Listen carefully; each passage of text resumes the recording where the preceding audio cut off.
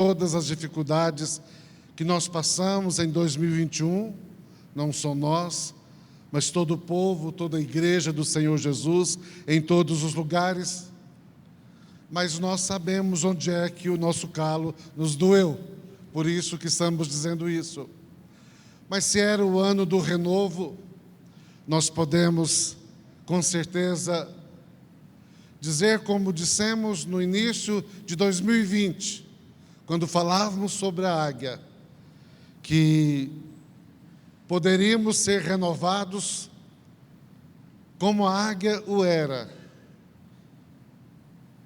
Talvez não pensássemos que arrancar o bico, que arrancar as unhas, que arrancar as penas, iria doer tanto.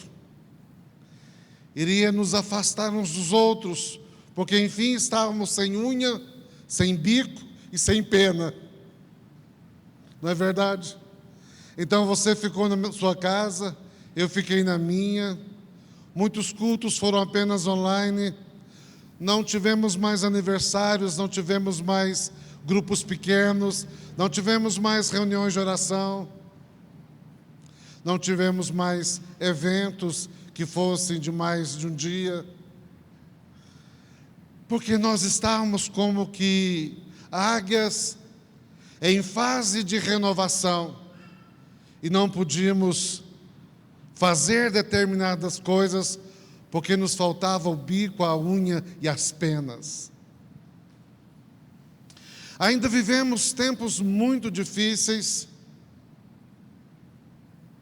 por causa da pandemia. A pandemia ainda é um assunto central em todos os lugares. E a sua gravidade é enorme neste momento. Os irmãos sabem disso. Mas mesmo diante dessa gravidade,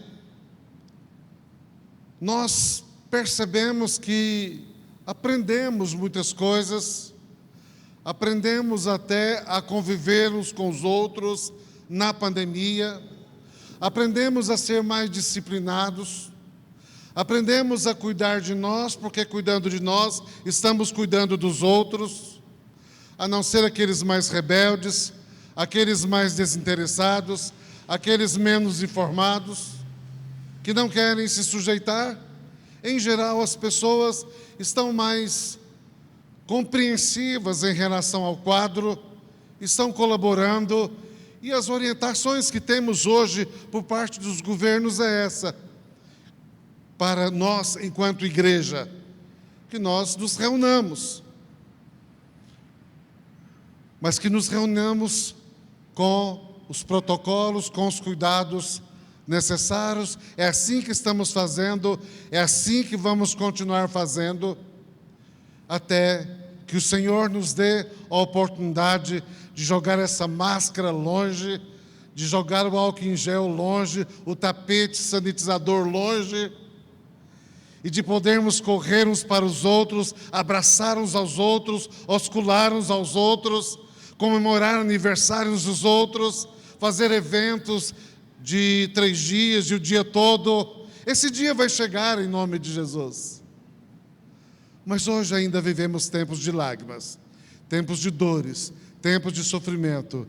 E é preciso ter muita empatia com os que estão mais sofrendo, que são aqueles que perderam muitos entes queridos. Então, meus irmãos, nós estamos, pela fé, vislumbrando caminhar neste ano um pouquinho mais acelerado. Não como éramos em 2019, em 2018, nem será como nós gostaríamos que fosse o ano de 2021. Quem dera tudo isso estivesse plenamente resolvido, para que nós pudéssemos retomar o que paramos em 17, em 18, não é verdade? Em 19, e acrescentarmos aquilo que nós deixamos muito mais de propósitos, de projetos, de trabalho, de esforço, de dedicação. Não pode ser assim ainda. Ainda há muitos limites e nós vamos respeitá-los. Mas este ano, por causa de uma série de circunstâncias, inclusive essa, de estarmos mais adaptados ao contexto, melhor compreendendo o contexto e autorizados pelas autoridades para assim caminhar, nós vamos caminhar um pouco mais rápido do que fizemos no ano passado, mas certamente bem menos rápido do que em 2022, que eu espero estarmos completamente livres disso. Talvez a gente acelere um pouco no primeiro semestre e no segundo a gente possa acelerar um pouco mais. Dependerá da vacina, dependerá da vacinação de toda a população, porque isso contribuirá tremendamente para o combate da pandemia. E boa notícia, a Sueli já vacinou. Cadê a Sueli? Parabéns, Sueli, já vacinou. A primeira vacinada. Ao Ricardo Dourado também, parabéns para vocês. Glória, mais alguém já vacinou? Você também, Narjara? Mas não furou a fila, não. Não, ela também trabalha na área de saúde, só fiz uma brincadeira. Minha filha também, que é médica, já vacinou há muitos dias. Mas a mãe dela, que está lá pertinho dela, não pôde vacinar ainda. É isso, temos que seguir a programação e todos devem ser corretos com isso. Então, irmãos, vamos olhar para nós nessa noite, a partir dessa noite, vendo que as unhas começam a nascer, vendo que o bico começa a se recuperar, vendo que as penas começam a aparecer, já há uma penugem significante sobre cada um de nós. Amém, águias? Amém. Estão entendendo o nosso propósito, o que estamos dizendo? Nós não sairemos amanhã como essa águia aí. Infelizmente ainda não. Linda águia, poderosa águia, cortando os ares e o universo. Ainda não será assim amanhã e durante esse semestre, não sei se durante todo o ano, só Deus o sabe. Mas eu sei que nós já temos condições de voar um pouco mais, de andar um pouco mais, de acelerar um pouco mais os nossos processos de edificação da igreja e de alcance de pessoas em nome de Jesus.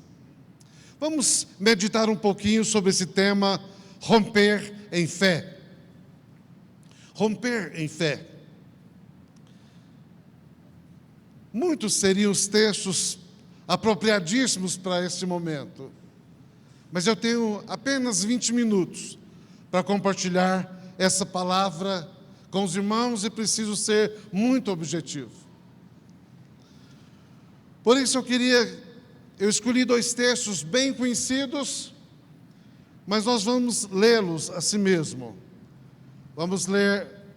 Escolhi um texto conhecido que fala de uma pessoa que rompeu muitas barreiras pela fé, porque estamos aqui para declarar que todos nós individualmente vamos também romper muitas barreiras pela fé em nome de Jesus. E escolhemos uma igreja que também rompeu enormes barreiras pela fé. E nós vamos declarar e confessar que nós, como igreja, também vamos romper muito neste ano pela fé em nome de Jesus. Então leiamos Marcos 7, 24 a 30.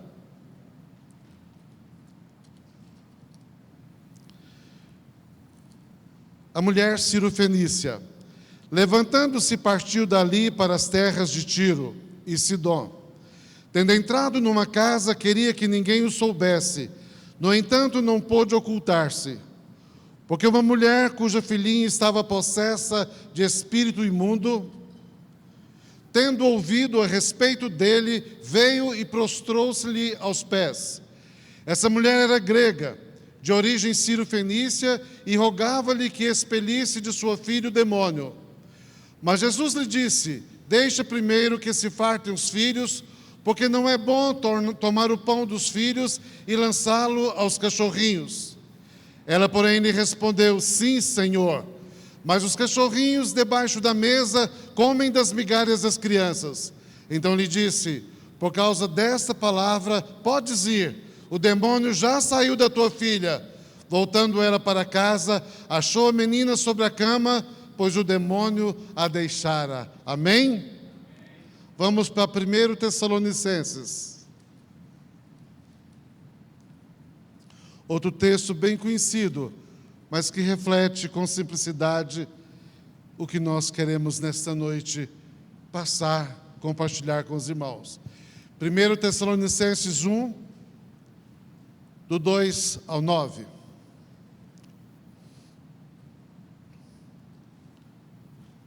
Damos sempre graças a Deus por todos vós, mencionando-vos em nossas orações e sem cessar recordando-nos diante do nosso Deus e Pai, da operosidade da vossa fé, da abnegação do vosso amor, da firmeza da vossa esperança em nosso Senhor Jesus Cristo, reconhecendo, irmãos amados de Deus, a vossa eleição, porque o nosso Evangelho não chegou até vós tão somente em palavra, mas sobretudo em poder, no Espírito Santo e em plena convicção, assim como sabeis ter sido o nosso procedimento entre vós e por amor de vós.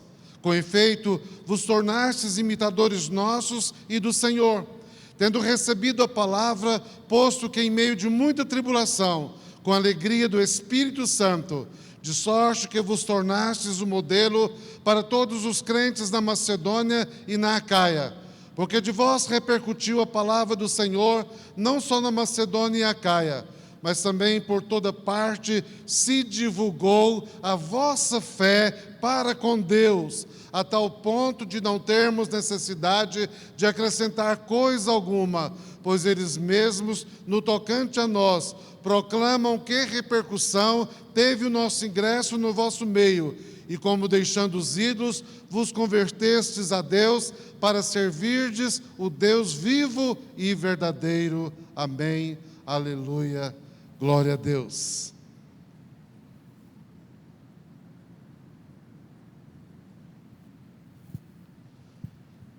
Romper em fé. O que é romper? Se você leu o panfleto que nós distribuímos no dia 31 de dezembro, você viu que nós colocamos lá o que é romper segundo o dicionário. Nós colocamos lá, então, um conceito bem claro de romper, que diz: romper é abrir caminho. Preste atenção, absorva essas palavras. É vencer, é arrojar-se, é despontar, é irromper, é jorrar, é sair com ímpeto, é disparar. Quantos estão prontos para isso? Diga amém. Não podemos orar e declarar que queremos romper em fé, se não absorvermos para dentro de nós o que é que a palavra romper significa. E ela significa tudo isso que nós acabamos de dizer. E devemos aplicar isso na nossa vida pessoal, familiar, e especificamente nessa noite, falando da nossa vida na igreja, na obra, no ministério. Então, o convite desse slogan, romper pela fé, é que nós saiamos daqui abrindo caminhos, vencendo, despontando, que nós saímos daqui com ímpeto, disparando, para agirmos como vencedores no nome poderoso de Jesus. E como eu disse, eu escolhi um texto que traz uma mulher rompendo em fé e uma igreja rompendo em fé, para rapidamente tirarmos algumas lições para os nossos dias. Essa mulher que nós acabamos de descrever pela leitura é uma mulher que com certeza rompeu muito pela fé. rompeu enormes barreiras, enormes dificuldades, enormes lutas através da fé em Jesus. Vamos enumerar? Primeira coisa que nós podemos dizer, primeira barreira que ela teve que romper, ela teve que romper o descanso e o repouso de Jesus.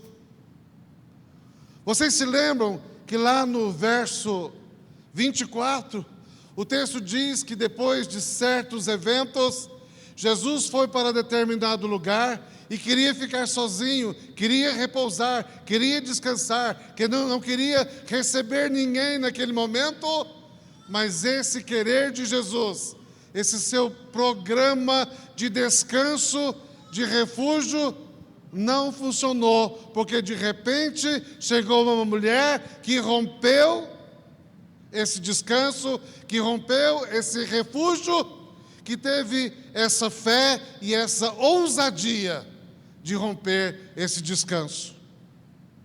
Talvez você, se chegasse na casa de um líder dessa igreja e a sua esposa dissesse, ele está descansando no repouso, você diria, não, então pode deixar, deixa ele repousar.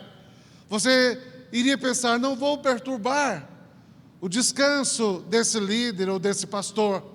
Mas com essa mulher não aconteceu assim. Não é que ela fosse mal educada, é que ela tinha uma necessidade urgente, é que ela tinha um desespero enorme no coração. Ela então rompe essa primeira dificuldade de desfazer, de prejudicar o descanso do mestre, certamente enfrentando os donos da casa, enfrentando os apóstolos e outros discípulos que queriam protegê-lo. Mas ela rompe essa barreira. Depois, meus irmãos, ela rompe dificuldades familiares. Alguém aqui tem dificuldades familiares? Provavelmente quase todos. Será que essa mulher tinha dificuldades familiares? Irmãos, ela tinha uma filha possessa de demônios. Ela tinha uma filha endemoninhada. Ela tinha uma filha que lhe dava muito trabalho, muito sofrimento, muita dor, e certamente ela já havia buscado soluções nos seus deuses pagãos. Certamente ela já tinha procurado ajuda de médicos, ajuda de pessoas que benziam. Talvez ela tivesse buscado muitos tipos de ajuda, mas ela, mesmo tendo essa dificuldade familiar enorme, uma filha em casa que ficava possessa e que precisava do seu cuidado 24 horas por dia, ela deixa sua filha em casa e vai ao mestre em busca de romper essa dificuldade familiar que ela tinha. Ela não ficou reclamando, não ficou lamentando, não ficou acusando o marido, não ficou se sentindo a pior de todas, não ficou temerosa, não ficou só olhando para sua filha e vendo o sofrimento dela. Não sabemos como é que a sua filha ficou, mas sabemos que ela teve a coragem de deixar a filha em casa e ir em busca do mestre. Ela rompe aqui o impedimento, a barreira, quem sabe até desculpa algumas vezes na nossa vida de problemas familiares. Não vamos ao culto, não vamos à obra, não vamos ao trabalho, porque estamos com problemas em casa. Ela rompeu essa dificuldade. Em terceiro lugar, vamos ver no verso 25, que ela rompe uma barreira espiritual. Meus irmãos, imaginem uma mulher que era pagã, uma mulher que não era judia, uma mulher que não conhecia a Cristo verdadeiramente, tinha notícias acerca dele. Uma mulher que tinha um outro ritual de fé, um outro nível de fé, uma outra percepção de fé, e que tinha uma pessoa endemoniada em casa. Ela mesmo diante dessa batalha espiritual, de saber que alguma coisa horrorosa estava acontecendo dentro da sua casa, e de certamente compreender que aquilo tinha uma conotação muito além daquilo que era natural ou humano e emocional. Tanto é que ela foi buscar a Jesus.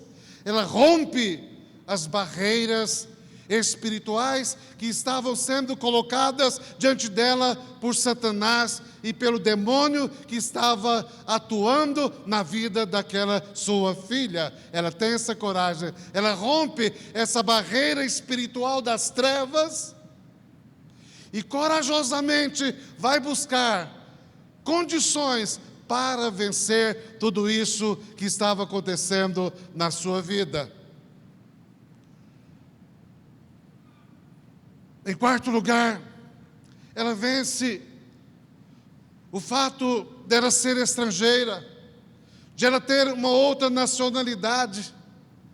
Meus irmãos, os judeus eram tão preconceituosos, e aqueles que estavam ouvindo a Jesus, estavam entendendo que o Evangelho de Jesus era só para os judeus. Eles não estavam querendo pagãos, pessoas de outras nacionalidades ali ao redor. Essa mulher era uma mulher grega. E talvez ela já estivesse ouvindo sobre Jesus há algum tempo. Talvez ela até já tivesse aberto o seu coração para Jesus de uma maneira pessoal.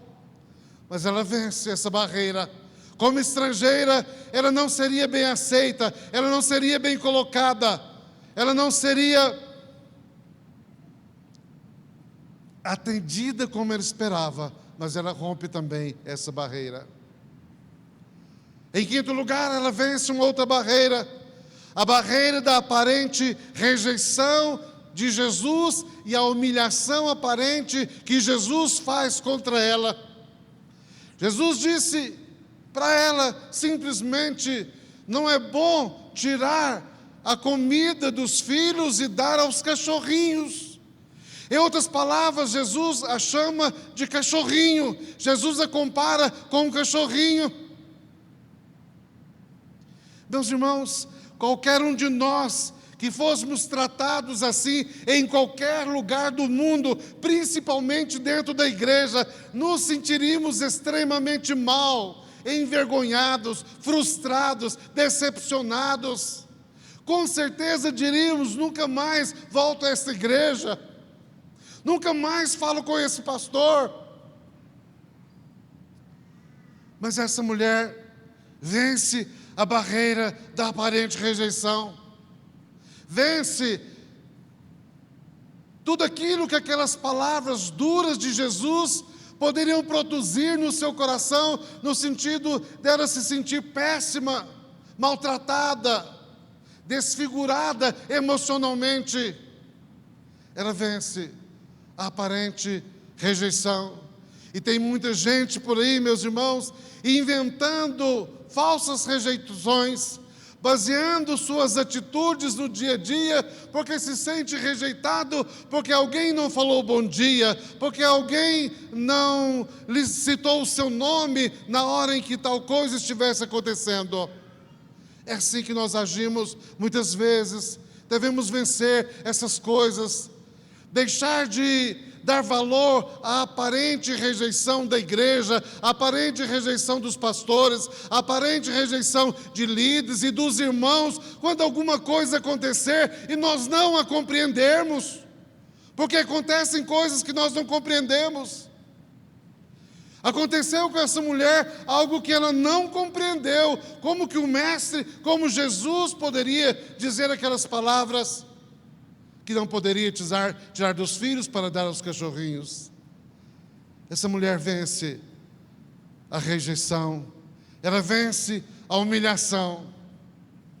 Você já passou por uma grande humilhação na sua vida? Você já passou em público por uma grande humilhação na sua vida? Essa mulher foi, à primeira vista, extremamente humilhada, e humilhada por Jesus, pelas palavras do mestre, e muitas pessoas estavam ao redor, muitos assistiram aquela cena, mas ela vence também qualquer barreira que a humilhação pudesse edificar dentro dela, e ela se posta acima da barreira da humilhação. Ela vence a barreira da humilhação, porque ela quer romper pela fé. Você já foi humilhado tremendamente? Já contei essa experiência no retiro dos jovens. Mas certa vez, eu tinha 11 anos, minha mãe me levou à casa do padre da cidade, porque naquela época a gente tinha que fazer 4º ano e fazer a admissão ao ginásio, que era o 5º ano. Então, as pessoas que tinham condições financeiras estudavam o 4º ano de manhã no colégio, no grupo escolar, e à tarde faziam a admissão na escola paroquial, que era particular. E como eu gostava muito de estudar, minha mãe quis me dar isso, não é?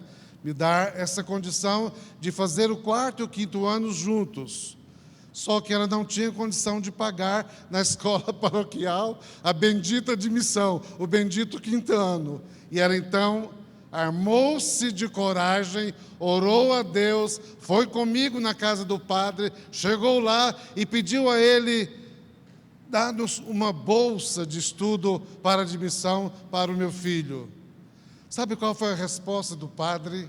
Ele disse: nós não damos bolsa para filho de protestante. Você pode imaginar a dor no coração daquela mãe? E imaginar o que eu, uma criança, senti naquele momento?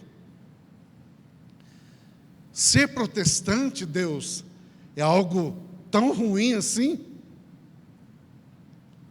que pode levar um líder espiritual a me negar uma bolsa? Foi um momento, certamente não igual a este da mulher cirofenícia, mas de muita humilhação na vida da minha mãe e na minha vida. Minha mãe não disse uma palavra, não reclamou, não murmurou, apenas me disse que ia colocar na presença de Deus. Uma semana depois eu passava na porta da casa do padre outra vez, e ele então me chamou. Aí ele me chamou e disse: você já começou a estudar? Eu disse: não, o senhor disse que não poderia me dar uma bolsa. Eu morrendo de vergonha, que era assim, a timidez em pessoa, né? Aos 11 anos de idade. Ele disse: você pode começar amanhã. Chega lá, quando falarem algo na chegada, você diz que eu lhe dei uma bolsa e vou preparar tudo para que assim aconteça. Enfim, meus irmãos, eu fiz a admissão, passei para o ginásio e foi uma bênção na minha vida. Mas foi uma bênção depois de rompermos uma humilhação daquelas que doeu profundamente e até hoje me dói quando eu penso nisso. Não com raiva ou com mágoa daquele padre, mas por saber que minha mãe viveu comigo aquele momento tão dolorido. Mas voltando para a mulher cirofenícia, irmãos, ela vence a barreira da rejeição, a barreira da humilhação. Ela não valoriza a rejeição, nem a humilhação. Ela não dá assunto, ela não dá valor, ela não dá espaço, ela não dá atenção para essa parte do que estava acontecendo. Ela queria romper pela fé e alcançar a vitória, e ela sabia que Jesus poderia dar-lhe a vitória. Ela vai então rompendo a religiosidade, porque certamente ela fora criada em outra religião. Ela vai rompendo a sua barreira emocional, essas barreiras espirituais. E ao final, meus irmãos, como nós vemos no texto, ela rompe em fé. E diante das palavras dela, lá no versículo 28, sim, Senhor, mas os cachorrinhos debaixo da mesa comem das migalhas das crianças. Diante dessa fé, diante dessa ousadia, mas uma ousadia com humildade, ela não respondeu mal a Jesus. Ela não diz que Jesus estava como líder fazendo algo horroroso com ela, que líder não poderia falar daquele jeito. Ela não deu uma lição de moral em Jesus, não. Ela disse: Senhor. Ela admitiu ser humilhada e disse com toda clareza que também os cachorrinhos comiam das migalhas das crianças. E em fazendo assim, ela atrai ao Senhor Jesus, que ele diz: por causa desta palavra, podes ir, o demônio já saiu da tua filha. Ou seja, amados, ela rompeu todas essas barreiras.